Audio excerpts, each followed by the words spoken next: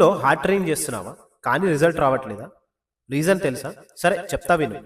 Body build అవ్వడం జిమ్లో కాదు కిచెన్లో స్టార్ట్ అవుతుంది. న్యూట్రిషన్కి టూ మెయిన్ పిల్లర్స్ ఉంటాయి. ఒకటి మ్యాక్రోన్యూట్రియంట్స్, ఇంకోటి మైక్రోన్యూట్రియంట్స్. మ్యాక్రోస్ అంటే బాడీకి లార్జ్ క్వాంటిటీలో కావాల్సిన న్యూట్రియంట్స్. ప్రోటీన్ మసిల్ రిపేర్ మరియు మసిల్ గ్రోత్ కోసం అవసరం అవుతుంది. కార్బోహైడ్రేట్స్ ఎనర్జీకి మెయిన్ సోర్స్. జిమ్లో స్ట్రెంగ్త్ కానీ పంప్ కానీ పర్ఫార్మెన్స్ అన్ని కార్బ్స్ వల్ల వస్తాయి. కార్బ్స్ కట్ చేస్తే పర్ఫార్మెన్స్ కట్ అవుతుంది. ఇంకోటి fats.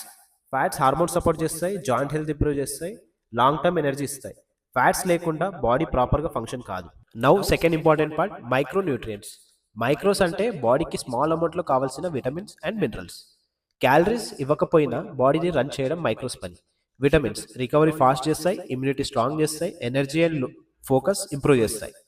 Minerals calcium, magnesium, iron, zinc bone strong చేస్తాయి, మసిల్ కాంట్రాక్షన్స్ ఇంకా స్లీప్ అండ్ హార్మోన్స్ బ్యాలెన్స్ చేస్తాయి.